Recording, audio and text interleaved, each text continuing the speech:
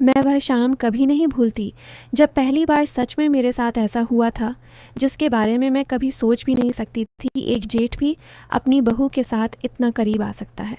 तो चलो शुरू करते हैं। मेरा नाम है सुनीता। सब मुझे सुनी कहते हैं। उम्र अभी अभी 26 की हुई है, पर गांव वाले आज भी कहते हैं कि लड़की तो अभी भी कोपल सी है, ताज़ा फूल की तरह। शादी को 2.5 साल हो गए, पर पति साहब दिल्ली में नौकरी करते हैं, महीने में 1 हफ्ता भी नहीं आते। अब तुम ही बताओ, पति जी के बिना मेरी शामें कैसे कटती होंगी। घर में मैं सास जेठानी और देवर की छोटी सी बेटी। बस जेठ जी का नाम है चौधरी साहब, मतलब चौधरी रणजीत सिंह। उम्र 52 के आसपास, पर कद इतना मजबूत कि लगता है अभी भी खेतों में हल चलाते होंगे। चौड़ी छाती, दाढ़ी अभी भी घनी, और आंखों में वह गहराई जो देखते ही औरत का मन डोल जाता है। लोग कहते हैं मैं उनसे संकोच करती हूँ, पर सच ये है कि संकोच तो करती हूँ, पर किस वजह से यह मुझे खुद नहीं पता। उस शाम की बात है। बारिश बहुत हो रही थी, बिजली चली गई थी। मैं अपने कमरे में बैठी थी, सिर्फ साड़ी का आंचल ओढ़े साड़ी भीग गई थी छींटों से। खिड़की खुली थी क्योंकि बारिश की ठंडक आ रही थी। अचानक चौधरी साहब की आवाज़ आई, सो गई क्या बेटी? मैं हड़बड़ा गई, उठकर खड़ी हो गई। वो दरवाजे पर खड़े थे, सिर्फ गंजी और धोती में हाथ में मोमबत्ती थी। बोले, तेरी जेठानी को दवा दी है। वो सो गई।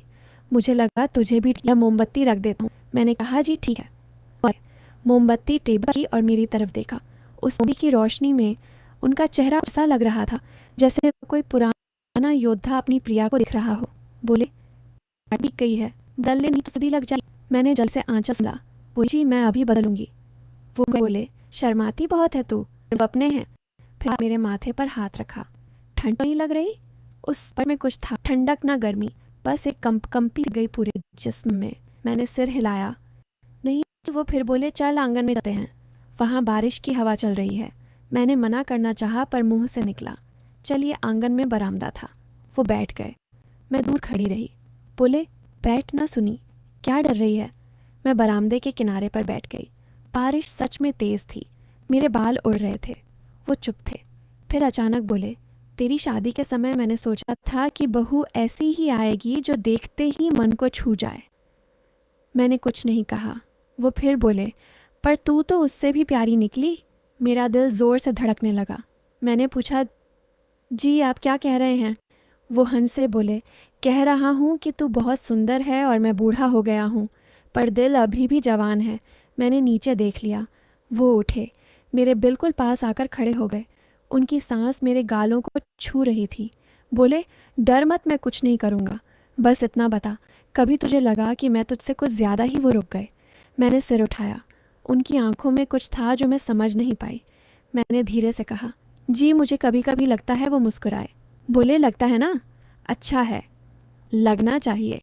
फिर पीछे हट गए। बोले, सो जा, अब मैं जा रहा हूँ, और चले गए। उसके बाद से कुछ अजीब सा हो गया। वो जब भी मुझे देखते आंखों में कुछ कहते, पर मुंह से कुछ और। मैं भी उनसे नज़रें मिलाती, फिर लज्जा से झुक जाती। एक दिन सुबह सुबह मैं नहा कर निकली। बाल गीले थे, साड़ी हल्की नीली। वो दालान में बैठे अखबार पढ़ रहे थे। मुझे देखते ही बोले, आज तो कोई परी उतर आई है।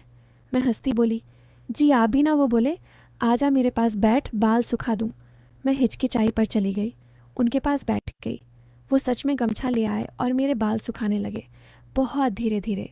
उंगलियां कभी कभी गर्दन पर छू जाती। मैं चुप थी, वो भी बस सांसों की आवाज़। फिर अचानक जेठानी जी की आवाज़ आई, रणजीत कहाँ हो? वो गमछा मेरे हाथ में थमा कर चले गए। ऐसे ही दिन बीतने लगे। कभी वह मेरे कमरे में आते फ़ोटो दिखाने के बहाने, कभी मैं उनके कमरे में दूध ले जाती। हर बार कुछ होने वाला सा लगता, हर बार कुछ होने से पहले ही रुक जाता। एक रात फिर बिजली गई। इस बार मैं उनके कमरे में थी। झानी जी मायके गई थी, मैं दूध देने गई थी। वो लेटे थे। बोले, सुनी, ज़रा कंधा दबा दे। मैंने सिरहाने बैठ गई, हाथ उनके कंधे पर रखा। वो आंखें बंद किए लेटे थे, मैं दबा रही थी। अचानक उनका हाथ मेरी कमर पर आ गया। मैं सिहर गई। वो बोले, डर मत, बस ऐसे ही थाम ले ताकि हाथ ना थरथराए। मैं चुप रही। उनका हाथ कमर पर था, गरम, मेरा बदन कांप रहा था। मैंने धीरे से कहा, जी बस हो गया। वो हाथ नहीं हटाया। बोले, सुनी एक बात पूछूं? मैंने हंसते हुए कहा, पूछिए ना। वो बोले, अगर मैं तेरा साथ मांगता तो क्या देती? मैं हंस पड़ी। बोली, जी आप तो मेरे जेठ हैं।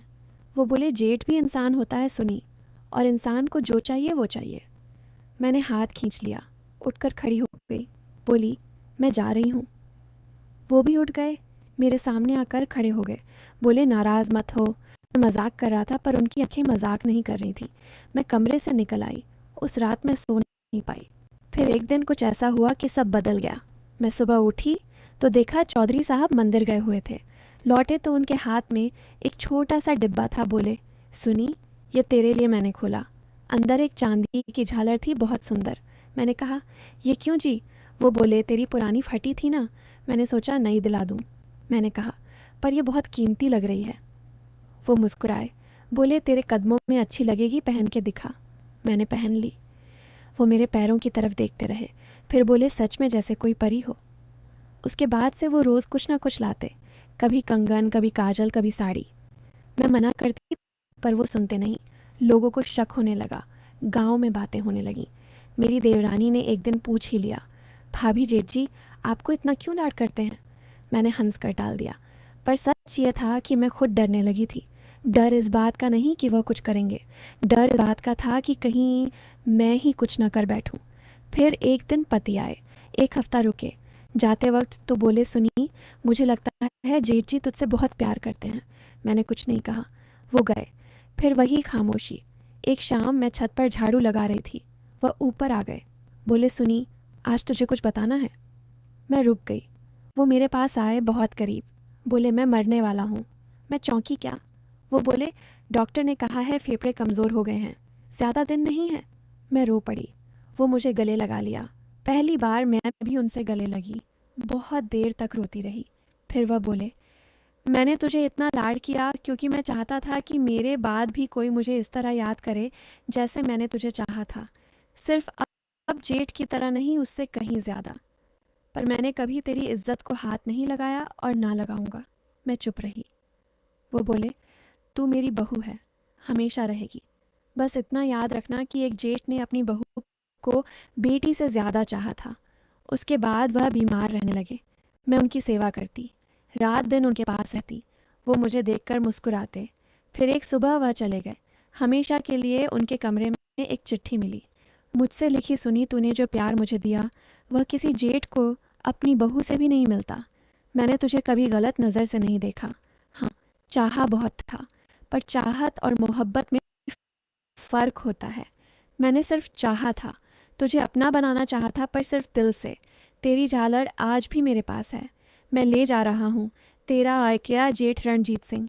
मैं आज भी उस झालर को देखती हूँ और रोती हूँ और हंसती भी हूँ, क्योंकि मुझे पता है दुनिया ने जो सोचा वो गलत था, और जो सच था वो सिर्फ हम दोनों जानते थे। बस यही है मेरी कहानी। बस दो इंसानों के बीच का एक रिश्ता था जिसे दुनिया समझ नहीं पाई, और शायद यही सबसे खूबसूरत बात थी।